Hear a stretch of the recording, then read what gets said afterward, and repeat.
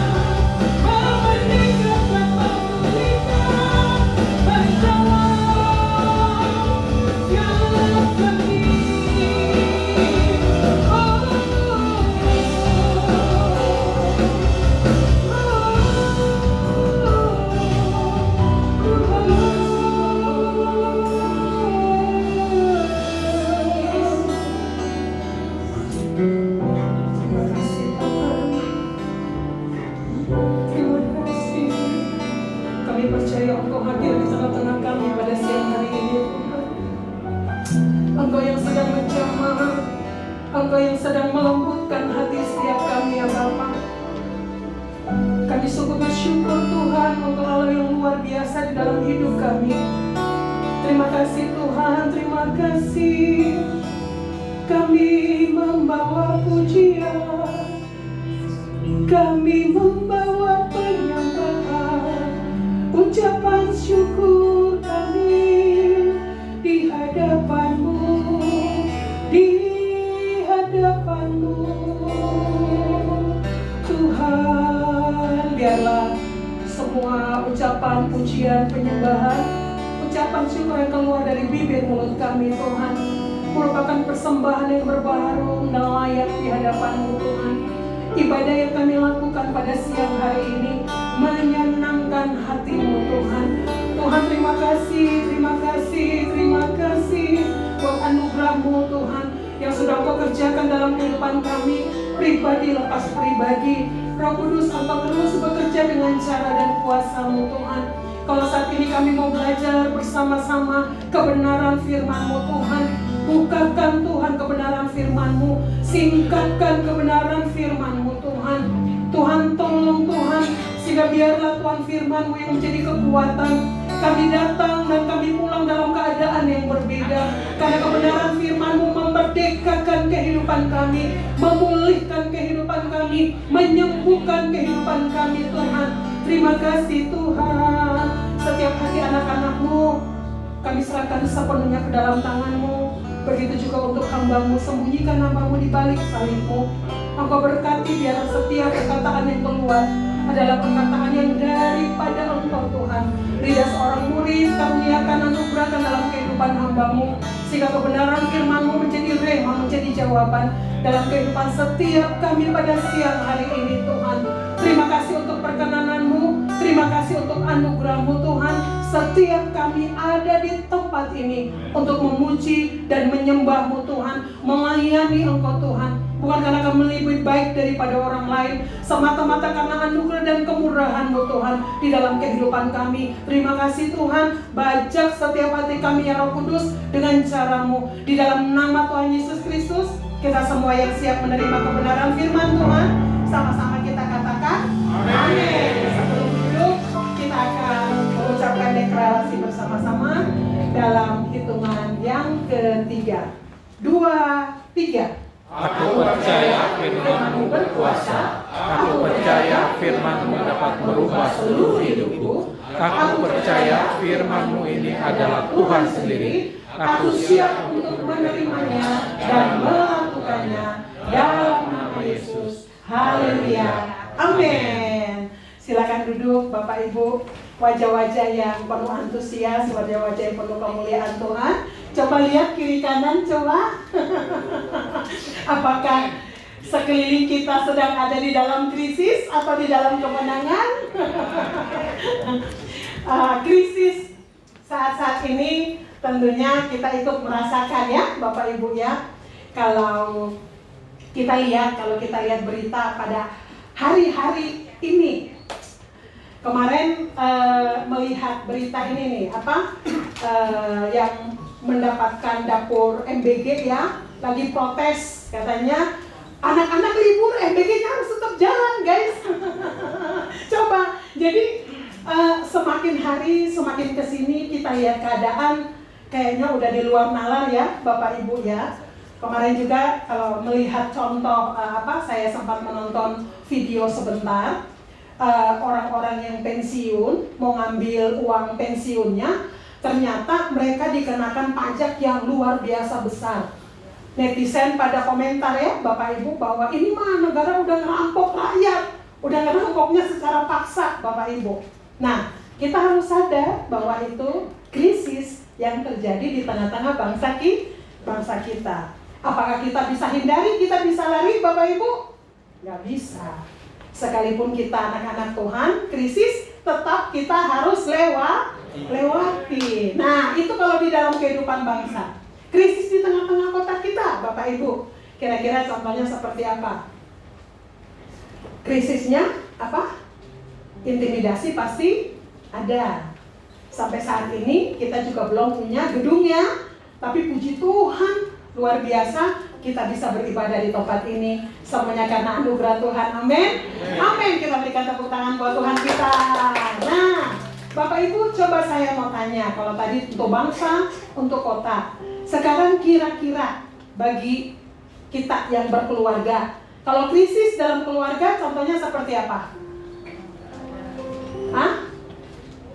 Krisis keuangan. Itu nggak cuma keluarga ya, pribadi kita juga kalau nggak ada duit, krisis keuangan. Apalagi Bapak Ibu, krisis apa? Krisis hubungan bisa.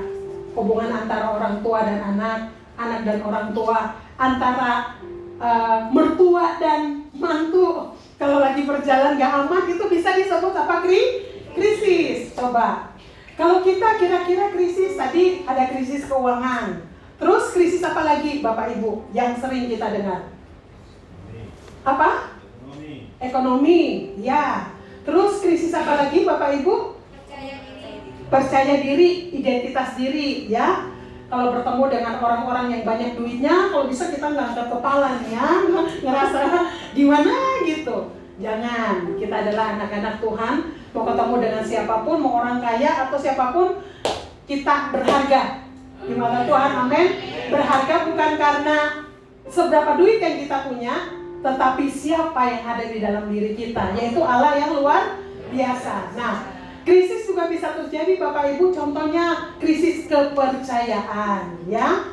Suami istri, misalnya suami ada bohong-bohongnya atau istri ada bohong-bohongnya, itu juga bisa terjadi krisis kepercayaan, dan itu adalah suatu masalah yang terjadi di dalam kehidupan kita. Nah, Bapak Ibu, kalau bulan kemarin kita belajar bersama-sama tentang 5 kekayaan yang mesti kita bangun di dalam kehidupan kita, ya. Jadi yang pertama itu kekayaan apa Bapak Ibu? Yang kita ingat, sosial atau network atau hubungan kita dengan orang lain. Terus yang kedua, kekayaan di dalam kehidupan kita apa? Yang kedua, finansial. Terus waktu. Terus visi kita, kesehatan kita. Dan juga yang kelima itu tentang keluarga. Itu adalah kekayaan di dalam kehidupan kita yang sudah Tuhan percayakan di dalam kehidupan kita, yang harus kita jaga dan kita rawat, harus kita manage sebaik-baiknya. Kalau bulan kemarin saya tangkap dari pembelajaran ajaran dari Bapak Gembala itu sedang mengingatkan kita bahwa di dalam masa krisis ini sebenarnya ada yang sudah Tuhan percayakan di dalam hidup kita, yang 5 hal tersebut, ya. Jadi saat Tuhan sudah percayakan dalam kehidupan kita, kita harus belajar untuk memanage sebaik mungkin supaya di dalam kita menjalani krisis yang saat ini terjadi, kita akan tetap kuat, ya Bapak Ibu. Kita akan tetap istilahnya menjadi pemenang kehidupan di dalam hidup kita. Dan Bapak Ibu, tentang masalah krisis ini sebenarnya selalu terjadi berulang, ya. Kalau yang saya ingat tahun 2008 itu Krismon, ya.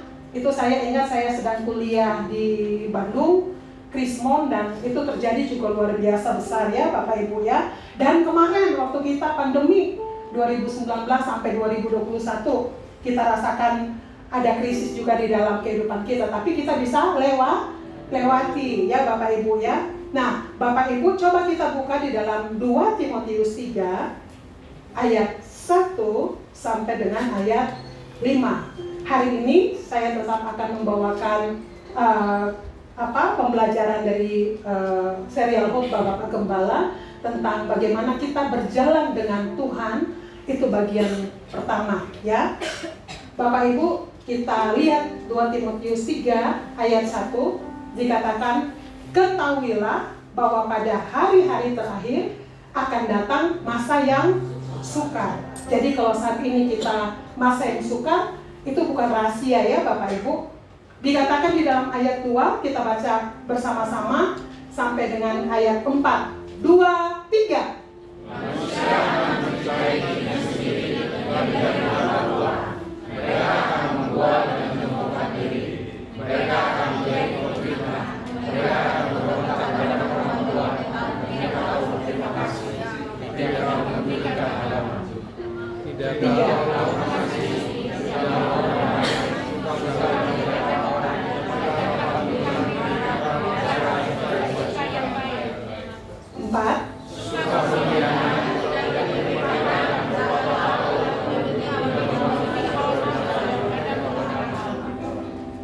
ayat yang kelima dikatakan bahwa secara lahiriah mereka menjalankan ibadah mereka, tetapi pada hakikatnya mereka memungkiri kekuatannya. Jauhilah mereka itu.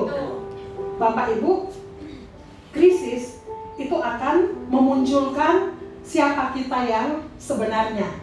Ya, jadi krisis itu, masalah yang terjadi dalam kehidupan kita itu akan menunjukkan siapa kita. Kayak tadi kalau kita lihat di dalam ayat 2 sampai dengan ayat 4 itu dikatakan ya manusia akan mencintai diri sendiri, akan menjadi hamba uang. Dan itu udah kita lihat di sekeliling kita, ya Bapak Ibu ya. Nah, tapi yang menjadi pertanyaan, bagaimana dengan kehidupan kita sebagai anak-anak Tuhan? Bagaimana kita menjalani krisis yang saat ini sedang terjadi? Dikatakan Bapak Ibu bahwa masalah di dunia ini atau krisis harus diselesaikan dengan tingkat pemikiran yang lebih tinggi dari masalah itu sendiri. Artinya apa Bapak Ibu? Masalah memang tetap ada, tapi bagaimana kita menyikapi itu yang paling penting.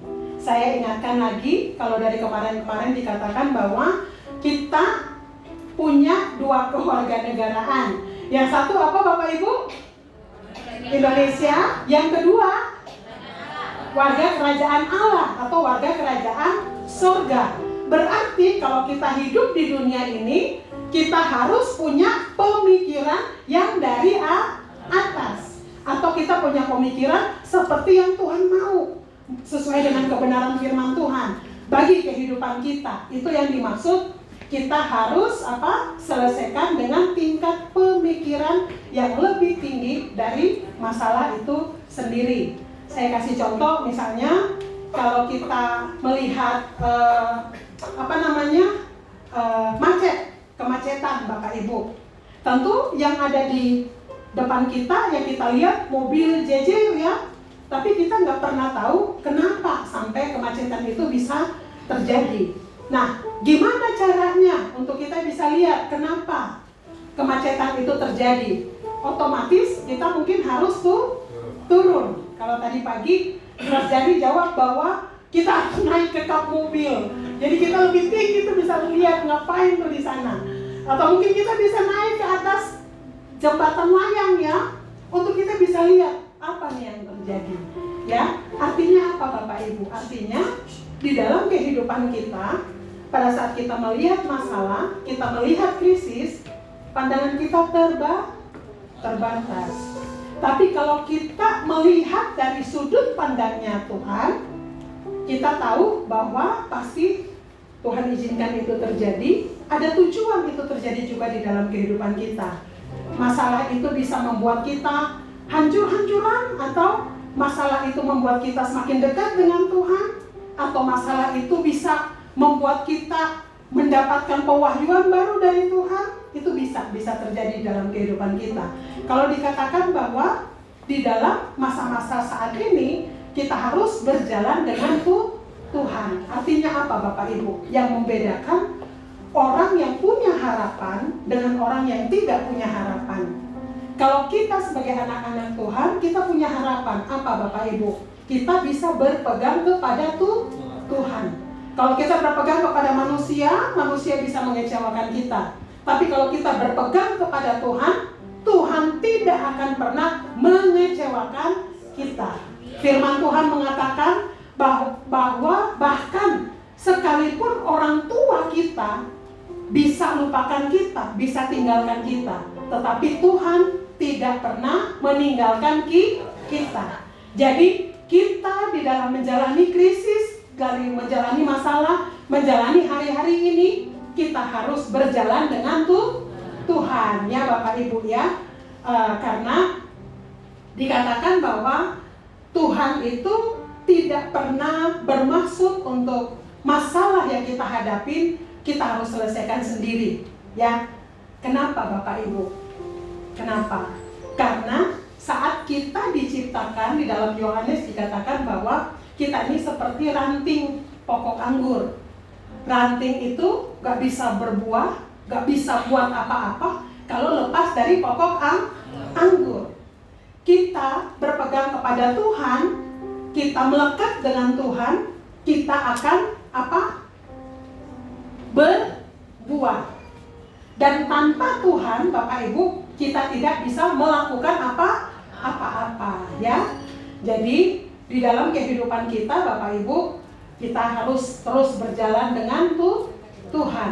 Nah, pada saat masalah, saya nggak tahu Bapak Ibu, kakak adik yang ada di tempat ini, masalah apa yang sedang terjadi. Dikatakan bahwa ketika kita tidak mampu menyelesaikan suatu masalah, kita perlu naik lebih tinggi untuk menerima pemikiran Tuhan. Kenapa Bapak Ibu? Karena Oswald mengatakan bahwa Allah itu selalu melihat itu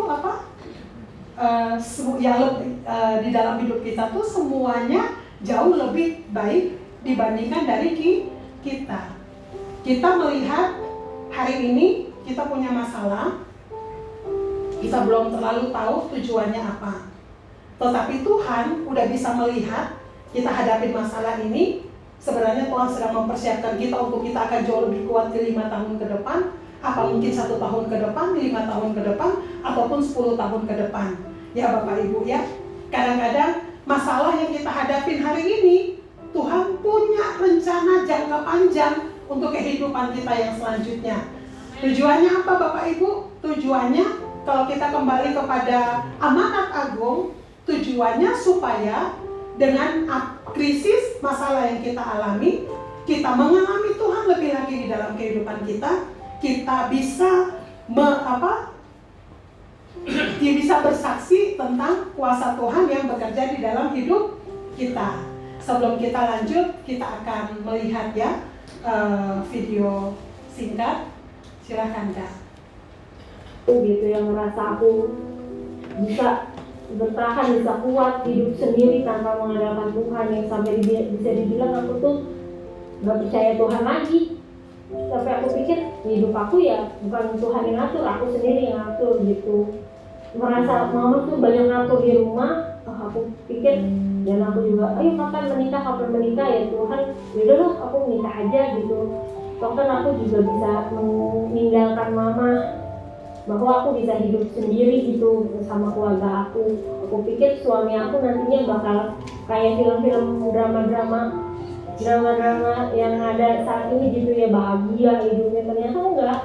Asal muasal aku makin kecewa lah aku sama Tuhan, makin kecewa sama mama, makin kecewa sama suami. Aku pikir semua nggak ada yang sayang sama aku. Ternyata aku tahu baca suami aku mencari perhatian wanita lain di situ. Aku udah makin kecewa. Lalu aku bilang sama suamiku, sering banget aku bilang, kita cerai aja. Kamu punya surat nikah, mau kamu atau aku yang ngajuin, kita cerai aja. Karena aku benar-benar gak bahagia sama kamu, aku bilang gitu. Puncaknya adalah waktu aku hamil, tapi ternyata harus keguguran, harus di KRT, aku operasi. Di situ suami aku malah mau pergi badminton tanpa menanyakan kabar pulang gimana. Dengan kondisi aku lagi nggak baik-baik aja, kehilangan calon anak, pasti kan kecewa. Lalu di situ dia pergi dengan sampai aku langsung teriak, anterin aku pulang, aku mau pulang ke rumah mama, aku nggak bahagia sama kamu, kita pisah aja mumpung belum punya anak, aku bilang gitu. Lalu ya dengan pelarian aku kayak perjalanan pinjol itu, di situ udah titik aku mau mengakhiri hidup aku. Aku bilang udah kesana kesini udah nggak bisa jalan, sampai aku nggak bisa tidur, sampai ke dokter pun dirawat di rumah sakit, dokter pun bilang nggak tahu, ibu tuh nggak sakit, di EKG semua ibu normal, ibu sehat, ibu harus ke psikiater, muka ibu tuh udah kelihatan ibu depresi, dia bilang gitu si dokternya. Selalu ada suara-suara yang bilang mati aja, buat apa kamu hidup dengan nggak ada artinya. Pada saat itu ya aku tulis surat wasiat, aku taruh semua apa yang pekerjaan yang tertunda aku tulis, aku taruh di meja kerja. Pada saat itu hari Minggu tanggal 9 Januari Di situ aku udah memutuskan, udah aku harus mengakhiri hidup aku gitu. Lalu aku tulis wasiat aku ke rel kereta. Iya, tiba-tiba udah buat apa hidup? Tabrakin aja, tungguin kereta dikit lagi juga datang. Dan tumben kok keretanya lama banget. Aku bilang kok nggak datang. Di situ aku mulai sampai ngomong gini, Tuhan tuh sebenarnya ada gak sih buat aku bilang gitu. Tuhan tuh ada gak sih? Kalau Tuhan ada, coba di titik terakhir aku hidup nih, kasih tahu aku harus gimana, jalan yang harus aku tempuh seperti apa. Aku terima deh semuanya. Terus tiba-tiba aku flashback, kayak ada yang narik gitu. Aku nggak tahu itu memang halusinasi apa atau gimana. Aku kayak muter balik gitu, ada yang bilang, Tuhan tuh, aku tuh ada buat kamu, aku tuh masih ada buat kamu, aku tuh nggak ninggalin kamu. Coba deh sekarang kamu pergi ke WTC, kamu ke GBWTC, minta di mentor di sana, akuin semua perbuatan kamu, akuin semua dosa-dosa kamu, aku perkenanan aku ada buat kamu. Pada saat itu tuh tanggal 9 Januari tuh Pak Wiro bilang soal ketekunan. Pak Wiro bilang soal ketekunan. Di situ aku bilang bahwa kita di masa-masa sulit itu tuh kita harus bertahan. Dan di situ Pak Wiro juga sampaikan bahwa gagal dan sukses itu hanya sejauh selangkah ya dengan ketekunan itu. Di situ aku langsung Pak Wiro sambil ngomong, mungkin dari kanan aku juga aneh ya, kok nangis ya Pak Wiro ngomong. Aku kayak bener-bener di situ aku merasa nggak di posisi di dalam gereja tuh, hadapan face to face sama Tuhan. Aku nggak berani untuk bersaksi karena mungkin ini menjadi aib aku ya.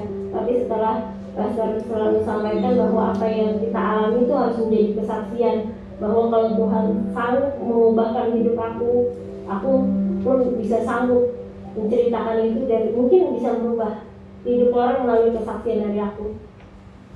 Amin, Bapak Ibu ya. Kita bisa lihat ya Bapak Ibu ya, ini salah satu jemaat baru di GBI WTC Pusat. Jadi kita bisa lihat rangkaian masalah dia. Yang pertama, dia di rumah sering dimarah-marahin mamanya, ditanya kapan nikah. Jadi tanpa berdoa dia ngambil keputusan untuk menikah dengan suaminya.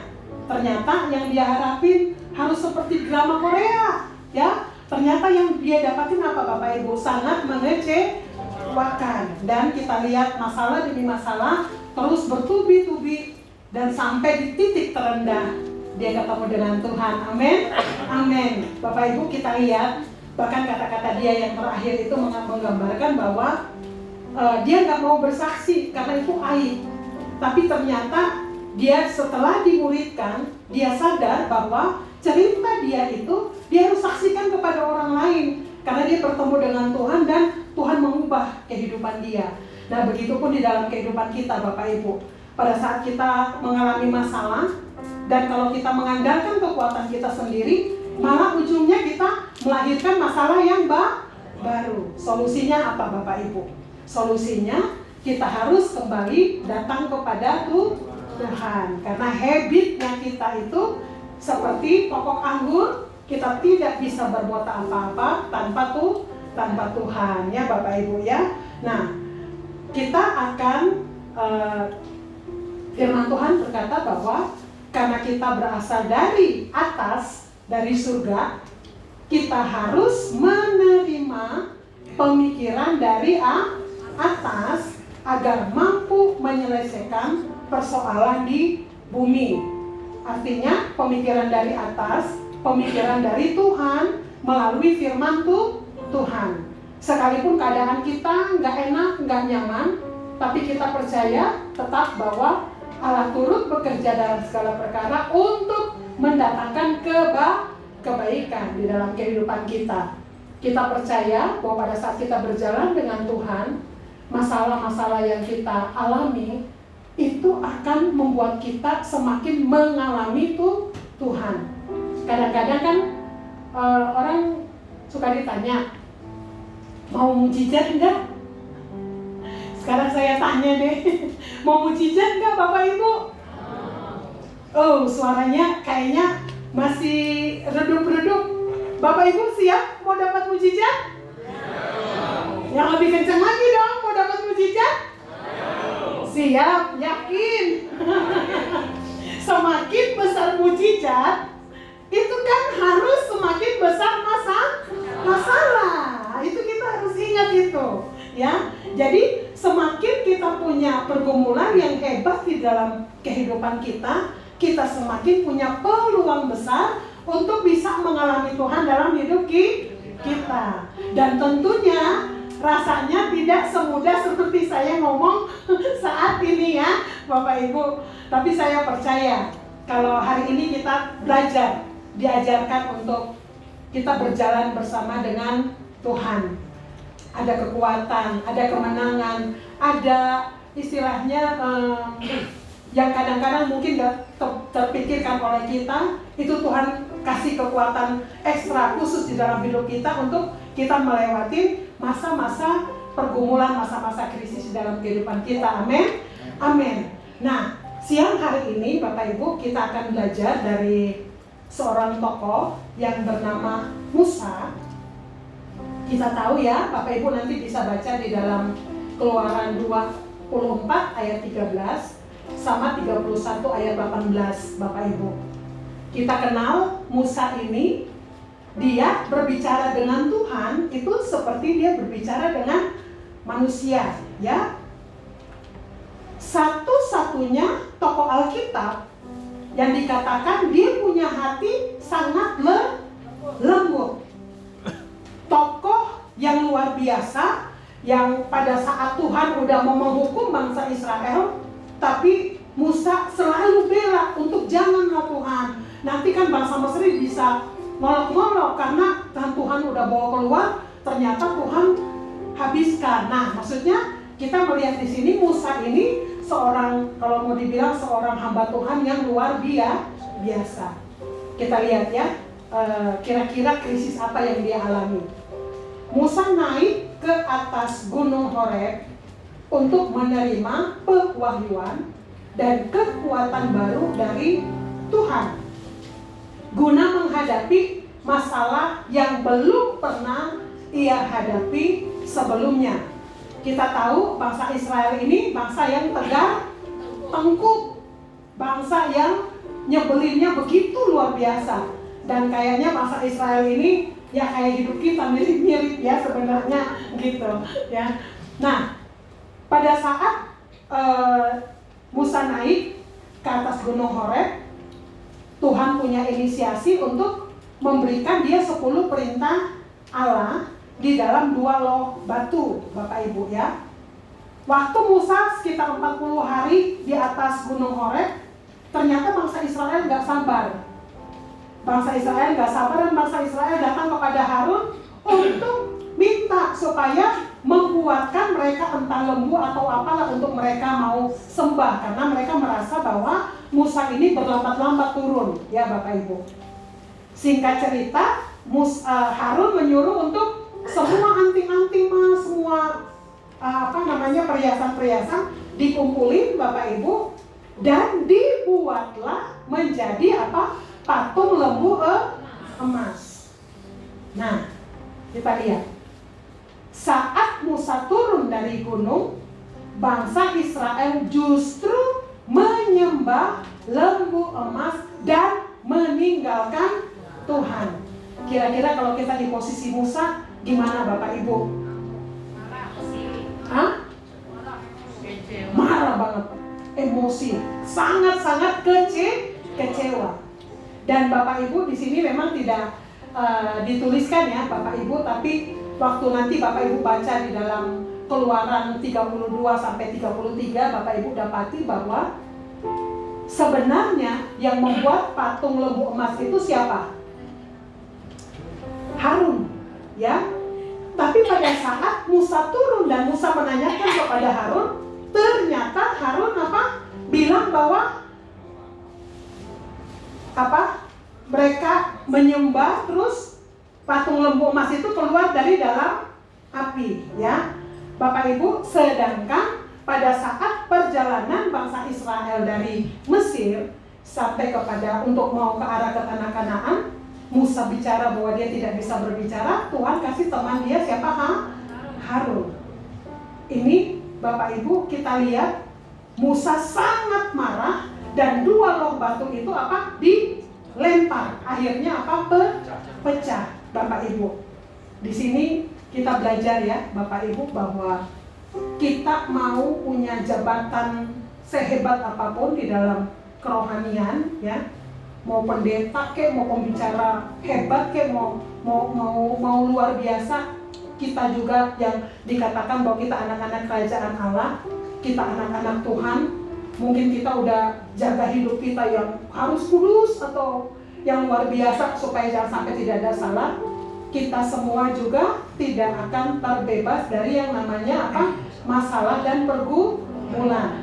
Selama kita masih ada di dunia ini, yang namanya krisis itu pasti ada. Nah, tapi Bapak Ibu, kita lihat di sini ya, pada saat Musa marah, ternyata apa yang dilakukan oleh Tuhan? Apakah Tuhan menolak dia? Ternyata tidak, ya. Tuhan kembali memanggil Musa naik ke atas gunung untuk menerima pewahyuan yang dibutuhkan guna menyelesaikan masalah yang terjadi di bawah, Bapak Ibu, ya. Bapak Ibu, kalau kita belajar tentang Musa, hari ini saya mau ingatkan kita semua bahwa kita semua juga mungkin punya masa lalu, kita punya kesalahan-kesalahan di waktu lalu yang mungkin kalau orang tahu kejelekan kita, mungkin orang gak bisa terima kita sepenuhnya. Mungkin orang akan istilahnya, jangan dekat-dekat lah sama dia lah, takutlah inilah, takut itulah, ya. Jadi istilahnya orang pada saat tahu tentang mungkin dulu ada hal-hal yang kita lakukan yang buruk, kadang-kadang kita masih terintimidasi sampai saat ini. Kita merasa tidak layak, bahkan mungkin itu mengganggu identitas kita secara pribadi. Kadang-kadang kita ngerasa kita nggak layak sebagai anak-anak Tuhan, ya, Bapak Ibu. Tapi di sini kita belajar dari Musa. Pada saat dia melempar loh batu, harusnya Tuhan marah. Tetapi kita lihat apa yang dikerjakan oleh Tuhan. Tuhan kembali memanggil Musa naik ke atas gunung untuk menerima pewahyuan yang dibutuhkan guna menyelesaikan masalah yang terjadi di bawah. Artinya Bapak Ibu, sejelek apapun, seburuk apapun, orang bisa menakar kita, orang bisa menjudge kita, orang bisa mengukur kita dengan cara manusia. Tetapi pada saat kita datang kepada Tuhan, pada saat kita datang kepada Tuhan, saya percaya bahwa Tuhan sanggup memulihkan kehidupan kita. Tuhan sanggup yang sudah hancur bisa dibuat menjadi baru. Bahkan kalau dalam Yeremia dikatakan bahwa hidup kita ini seperti bejana. Pada saat ada yang rusak, itu bisa dihancurkan untuk Tuhan membentuk yang baru. Jadi siapapun kita pada saat ini, percayalah bahwa Tuhan tidak pernah menolak kita pada saat kita datang kepada Tuhan. Bahkan mungkin kita merasa hidup kita sudah paling bejat, hidup kita sudah paling berdosa. Percayalah bahwa Tuhan tidak pernah menolak kita. Bapak Ibu, kita tidak akan pernah kuat menghadapi krisis yang terjadi di tengah-tengah dunia kalau kita berjalan dengan kekuatan kita. Tapi pada saat kita mau mengambil keputusan, kita berjalan dengan Tuhan, Bapak Ibu, mau masalah sebesar apapun, saya percaya kita bisa lewatin. Dan Tuhan memberikan kepada kita kekuatan dan kemenangan. Amin. Amin, Bapak Ibu. Apa artinya Musa naik ke atas gunung, Bapak Ibu, ya? Kita lihat di sini, Bapak Ibu, ada gambar gunung. Ini bicara tentang pada saat kita mengalami masalah di dalam kehidupan kita, pada saat kita merasa Tuhan gak berbicara kepada kita apa-apa, kita merasa kita gak diterima, kita merasa kita gak berharga, karena mungkin kita punya kelemahan, kita punya masa lalu, Bapak Ibu. Kita mungkin dengan masalah kita jadi frustrasi, entah masalah apapun yang saat ini sedang terjadi, ya Bapak Ibu. Tadi dalam keluarga, tadi dalam pekerjaan, atau mungkin ada krisis kepercayaan, atau mungkin ada krisis-krisis yang lain yang kita belum sebutkan, ya Bapak Ibu alami pada hari-hari ini. Mungkin kita merasa kita sudah kalah, ya Bapak Ibu. apa yang bisa kita lakukan? Seperti tadi Musa, dia naik ke atas gunungnya Tuhan, loh batu yang sudah hancur, Tuhan bisa kembalikan itu seperti sedia kala, Bapak Ibu. Artinya pada saat kita mengalami masalah, pada saat kita merasa Tuhan gak ada, pada saat kita frustasi, pada saat kita mengalami kekalahan, mari kita datang kepada Tuhan, kita bangun hubungan dengan Tuhan. Artinya kita naik ke gunung, Bapak Ibu, artinya kita mencari Tuhan sungguh-sungguh di dalam kehidupan kita. Mungkin selama ini karena kesibukan kita lupa bangun doa kita secara pribadi dengan Tuhan. Mungkin karena kesibukan kita baca Alkitab udah asal-asal lari aja, yang asal aja, tapi kita nggak pernah renungkan dengan sungguh-sungguh. Pada saat masalah terjadi di dalam kehidupan kita dan kita harus naik ke gunungnya Tuhan, seperti Musa tadi, saya percaya bahwa di dalam hadirat Tuhan, saat kita berjalan bersama Tuhan, pasti ada solusi. Ada rema, Bapak Ibu, di dalam hidup kita. Kadang kalau semua keadaan baik-baik, saat kita naikkan pujian pun kayaknya biasa, Bapak Ibu. Tetapi pada saat kita ada di dalam tekanan, kita ada di dalam masalah, kita ada di dalam krisis, lagu yang biasa pun bisa berbicara secara kuat di dalam hati kita untuk memberikan kepada kita kekuatan. Itu yang namanya rema. Ya Bapak Ibu, Bapak Ibu mungkin cuma selintas lewat reels di media sosial, tapi apa yang dikatakan pendeta atau orang yang berbicara tentang firman itu sangat menegur kita, sangat menguatkan kita. Pada saat kita dekat dengan Tuhan, Bapak Ibu, kita bisa semakin peka dengan apa yang Tuhan mau sampaikan bicara di dalam kehidupan kita. Dan pada saat kita mendapatkan rema, firman Tuhan berbicara dalam hidup kita punya kekuatan dan kita mempunyai kemenangan.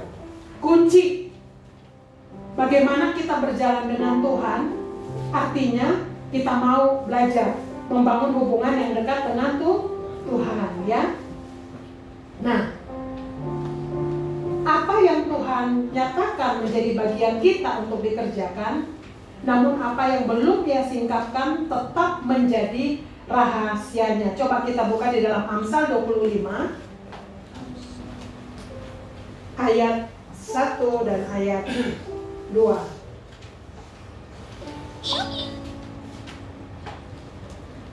Panggilan belanja Amsal. Oke.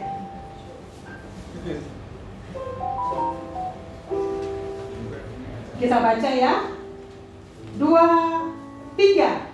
Juga ini adalah amsal-amsal Salomo yang dikumpulkan pegawai-pegawai Hizkia Raja Yehuda. Kemuliaan Allah ialah merahasiakan sesuatu, tetapi kemuliaan raja-raja ialah menyelidiki sesuatu. Dikatakan bahwa kita adalah raja-raja, Bapak Ibu. Dengan kita memiliki masalah dan pergumulan di dalam kehidupan kita, ada hal baru yang Tuhan sedang bukakan di dalam hidup kita. Tadi dikatakan kita bisa mengalami mujizat kalau kita punya masalah di dalam hidup kita. Dan pada saat kita punya masalah itu, kita punya kesempatan yang besar mengalami Tuhan. Bahkan rahasia-rahasia yang mungkin selama ini tidak terbuka, saat kita dekat dengan Tuhan, itu bisa disingkapkan dalam hidup kita, ya. Bapak Gembala kita, Bapak Yonatan Wiryohadi, mengatakan bahwa selama masalah masih ada dalam hidup kita, artinya Tuhan menanti kita bersekutu dengannya agar diberikan jalan keluar. Kunci kita berjalan dengan Tuhan yaitu apa, Bapak Ibu? Bersekutu dengan Tuhan, ya. Oke. Nah, jika Tuhan, ini kata-kata Musa ya, jika Tuhan belum memberikan firman dan kekuatan untuk mengerjakan perintahnya, maka aku tidak mau melangkah untuk melakukannya. Jika engkau tidak bersamaku, ya. Bila engkau tak besertaku,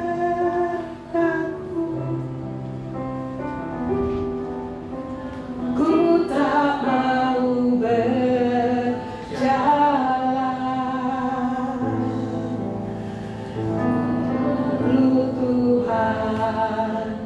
pimpin langkahku dengan kasih karuniamu. Pimpin langkahku setiap waktu, berjalan dalam roh-Mu. Nyatakan Tuhan kemuliaan-Mu dan berjalanlah denganku. Biar ini merupakan doa kita di hadapan Tuhan. Engkau tak besertaku,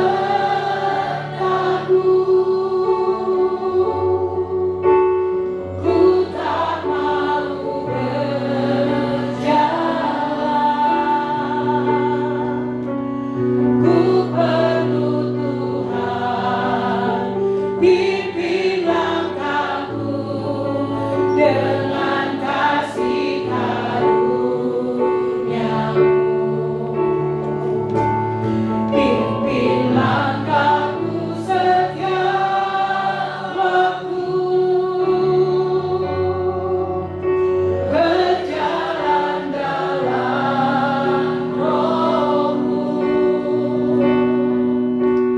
Nyatakan Tuhan kemuliaan-Mu dan berjalanlah denganku. Biarlah itu merupakan doa kita ya, seperti doanya Musa, untuk Tuhan terus dan senantiasa berjalan bersama-sama dengan kita, karena kita tahu bahwa kita nggak bisa berjalan dengan kekuatan kita. Kita rapuh, kita kosong, dan tanpa Tuhan kita tidak mampu untuk berbuat apa-apa. Nah, Bapak Ibu, pada saat kita berjalan dengan Tuhan, dikatakan bahwa segala sesuatu yang besar dan luar biasa yang ada di dunia ini, hari ini berawal dari firman Allah yang diwahyukan kepada kita, yang sebelumnya itu tidak kelihatan ya. Itu nanti Bapak Ibu bisa baca di dalam Ibrani 11 ayat 1 sampai dengan ayat 3 ya Bapak Ibu. Artinya apa Bapak Ibu? Kalau mungkin saat-saat ini kita sedang ada di dalam pergumulan apapun itu, mungkin kita mau membuka usaha tapi kita tidak tahu kita harus mulai dari mana. Bapak Ibu datang kepada Tuhan, berdoa, dan mohon benar-benar pimpinan Tuhan. Tuhan bisa bukakan jalan dengan berbagai macam cara. Kita tidak membatasi Tuhan, kita membuka diri, kita membuka hati, dan kita percaya bahwa pada saat kita benar sungguh-sungguh bertanya, kita minta untuk dipimpin Tuhan, kita minta untuk dituntun Tuhan, saya percaya bahwa kita akan mendapatkan pimpinan dan tuntunannya di dalam kehidupan kita. Kenapa? Karena memang itu yang Tuhan mau di dalam kehidupan kita. Kita seringkali gagal. Kenapa Bapak Ibu? Karena kadang-kadang kita melakukan dengan cara kita tidak melakukan dengan cara Tuhan. Kak Febri, gak bisa, tolong. Ya. Oke. Apa yang dikagumi dunia saat ini berasal dari sesuatu yang tidak kelihatan, yaitu firman Allah yang diwahyukan. Bapak Ibu, kesaksian nyata kita gereja GBI WTC ya Bapak Ibu, itu lahir karena hubungannya intim antara Bapak Gembala dengan Tuhan. Jadi pada saat itu Tuhan menyatakan untuk Bapak Gembala keluar membangun mezbah. Dan karena yang dijalani adalah wahyu dari Tuhan Bapak Ibu, itu sampai istilahnya gereja bisa punya rumah sakit, gereja bisa punya HOB Bapak Ibu, bahkan gereja bisa punya ministry untuk orang gila, sekolah Bapak Ibu, bahkan Salt and Light bisa pergi keluar pulau untuk kesaksian, untuk membantu orang Bapak Ibu. Itu lahir dari wahyu yang diterima dari Tuhan Bapak Ibu, dan itu juga benar-benar nyata juga di dalam kehidupan kita, dalam gereja. pada saat kita tidak mempunyai hubungan yang intim dengan Tuhan, sekalipun kita disebut gereja Bapak Ibu, tapi kita bisa gak melakukan apa-apa untuk Tuhan. Kok bisa? Ya iya bisa. Kita cuma datang, ibadah, nyanyi, dengar firman, pulang. Tapi kita gak punya hati untuk jiwa-jiwa. Kita bisa punya hati untuk jiwa-jiwa dengan bagaimana? Ya kita memang harus dekat dengan Tuhan, supaya hatinya Tuhan bisa ada di dalam hidup kita, sama di dalam kehidupan kita.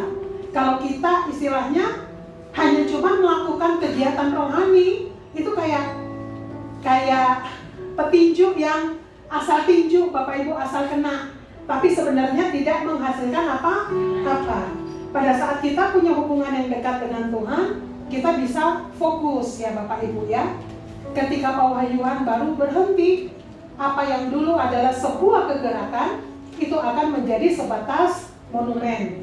Bapak Ibu tahu gereja-gereja yang ada di Eropa, gereja-gereja besar, gereja-gereja luar biasa, saat ini mereka hanya cuma menjadi museum ya Bapak Ibu ya, karena sudah tidak ada jemaat, tidak ada orang yang beribadah. Yang ada yaitu orang-orang turis datang untuk lihat-lihat aja Bapak Ibu. Jangan sampai kita gereja GBI WTC Cilegon juga hanya nanti dengar cerita, tidak ya. Dijauhkanlah kiranya. Makanya kita semua, baik itu pemimpin, baik itu pengerja, baik itu jemaat, kita semua harus bergandengan tangan. Kita terus mencari hadirat Tuhan. Kita tahu arahan Tuhan di dalam kehidupan kita. Amin. Amin. Nah, jika kita tetap berada di atas bersama Tuhan, yang di atas artinya tadi ya Bapak Ibu, naik ke atas gunung seperti Musa, artinya naik, bangun hubungan yang dekat, yang intim dengan Tuhan. Apa yang kita kerjakan akan menjadi sebuah kegerakan. Pada saat kita berjalan dengan Tuhan Bapak Ibu, sekecil apapun yang kita lakukan, itu bisa menjadi berkat untuk orang banyak. Ya, pada saat kita berjalan dengan Tuhan, bukan berarti kita tanpa masalah. Tapi kadang masalah itu Tuhan izinkan untuk kita bisa mengalami Tuhan dalam hidup kita lebih lagi, dan melalui kesaksian kita, melalui apa yang kita alami, melalui Tuhan yang kita rasakan di dalam kehidupan kita, itu bisa menjadi kesaksian untuk mempermuliakan Tuhan. Amin. Amin. Amanat agung, tahun amanat agung tidak hanya menjadi slogan, tetapi menjadi bagian di dalam kehidupan kita. Kenapa? Karena saya percaya bahwa pada saat kita mendekat dengan Tuhan, hatinya Tuhan bisa Tuhan taruh di dalam hidup kita. Kita bisa melihat orang sekeliling, dia kayaknya biasa-biasa aja, tapi Tuhan bisa taruh belas kasih yang luar biasa untuk kita doakan dia. Walaupun secara kasat mata, enggak, dia nggak apa-apa, oke-oke aja. Tapi kita kan nggak tahu sedang bergumul apa dia saat ini. Itu bisa terjadi di dalam kehidupan kita. Bahkan kadang-kadang kita bisa melihat orang tertawa terbahak-bahak, tapi kita lihat dia, kita bisa ada belas kasih di dalam hati kita, dan kita bisa doakan orang itu. Semakin kita dekat dengan Tuhan, kepekaan kita akan hati Tuhan menjadi nyata di dalam hidup kita. Kita bukan jalan hidup biasa-biasa, tetapi kita jalan hidup yang luar biasa bersama Tuhan kita. Amin. Amin. Tuhan Yesus memberkati. Saya undang untuk kita bangkit berdiri.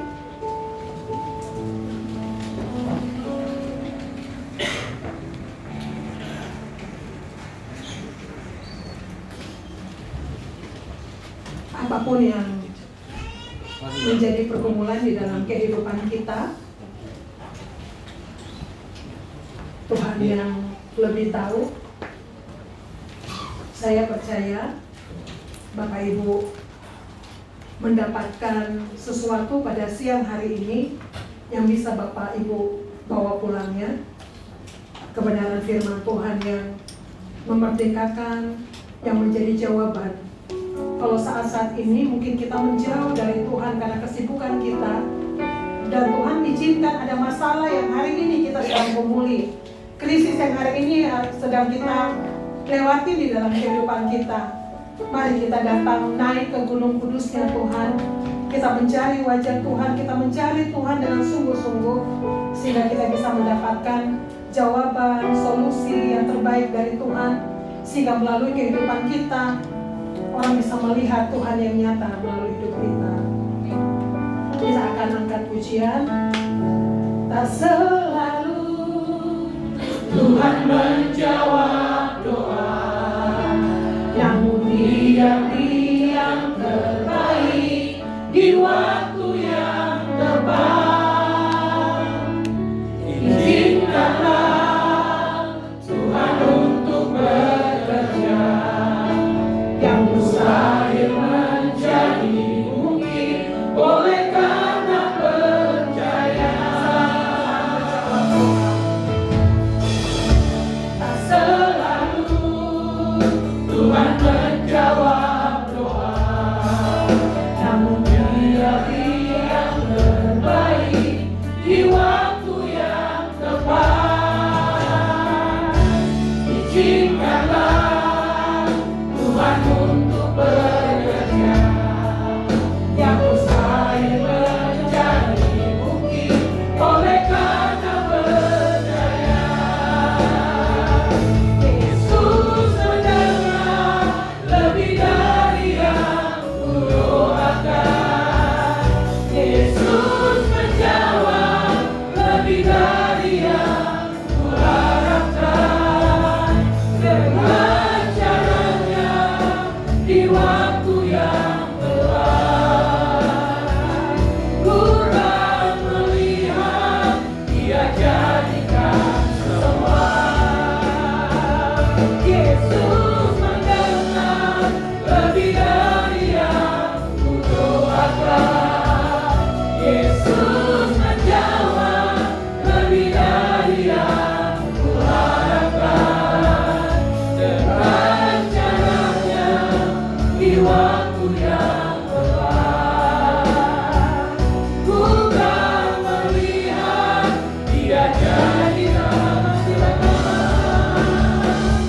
Yesus mendengar lebih dari yang kudoakan. Yesus menjawab lebih dari yang kuharapkan.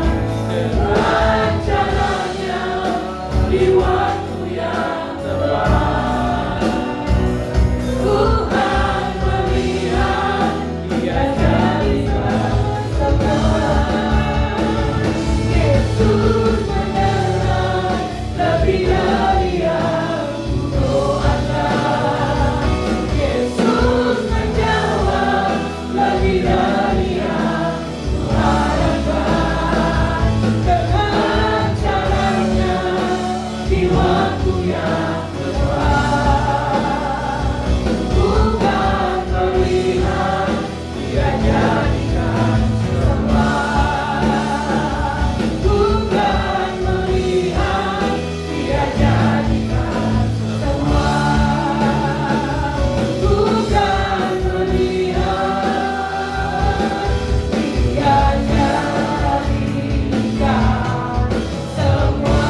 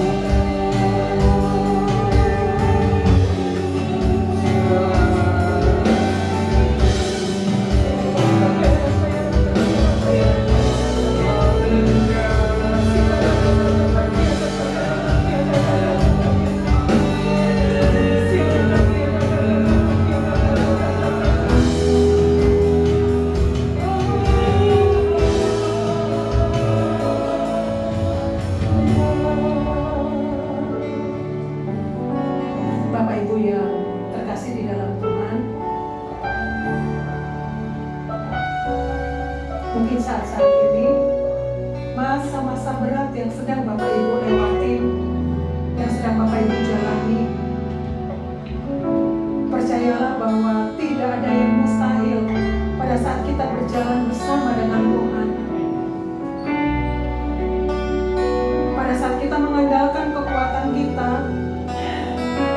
kita akan menemukan masalah demi masalah bertubi-tubi terjadi di dalam kehidupan kita. Tapi pada saat kita berjalan dengan Tuhan, kita belajar mengandalkan Tuhan. Kita belajar membangun mesbah kita di hadapan Tuhan. Bahkan sekecil apapun yang ada di dalam tangan kita yang mungkin tidak dilihat orang, itu bisa Tuhan buat secara luar biasa, menjadi berkat bahkan untuk mempermuliakan akan nama Tuhan melalui kehidupan kita. Bahkan mungkin kalau ada hal-hal yang membuat kita merasa malu, kita gak berani datang kepada Tuhan karena kita merasa hidup kita paling hancur dan paling berdosa. Percayalah bahwa pada saat kita datang kepada Tuhan seperti Musa, Tuhan bisa memulihkan kehidupan kita. Kami datang di hadapan-Mu Bapa pada siang hari ini. Biarlah Engkau terus berbicara di dalam kehidupan kami, bahwa kami berikan kerinduan, kehausan akan Engkau lebih lagi, sehingga kami benar-benar mengalami Engkau Tuhan, membangun mesbah kami, hidup kami di hadapan-Mu, sehingga apa yang menjadi rencana dan kehendak-Mu di dalam hidup kami Tuhan, itu boleh tergenapi Tuhan. Kami menjadi umat-umat pemenang Tuhan. Kami lebih dari pemenang karena Engkau Tuhan di dalam kehidupan kami. Tuhan, siang hari ini apapun yang menjadi pergumulan dan permasalahan yang sedang kami alami, kami tahu itu pintu kami mengalami Engkau lebih lagi di dalam kehidupan kami Tuhan. Semakin besar masalah yang kami hadapi Tuhan, kami akan semakin melihat kuasa bekerja secara dahsyat dan luar biasa Tuhan di dalam kehidupan kami Tuhan. Terima kasih Tuhan, terima kasih. Kami mau pulang membawa kekuatan yang daripada Engkau Bapa. Kami mau pulang dengan kekuatan yang baru yang daripada Engkau Tuhan. Biarlah Engkau yang memulihkan seluruh kehidupan kami Tuhan. Segala pergumulan apapun Tuhan, kami bisa Tuhan selesaikan bersama-sama dengan Engkau ya Bapa. Terima kasih ya Tuhan, terima kasih. Kami akan kembali, mari kita mengangkat hati kita dan tangan kita di hadapan Tuhan. Terimalah berkat yang terbaik daripada Allah Bapa, penyertaan yang sempurna dari Tuhan Yesus Kristus, dan persekutuan dengan Roh Kudus memimpin, menuntun seluruh kehidupan kita. Kita semua lebih daripada pemenang. Kita semua yang menerima berkat yang terbaik daripada Tuhan,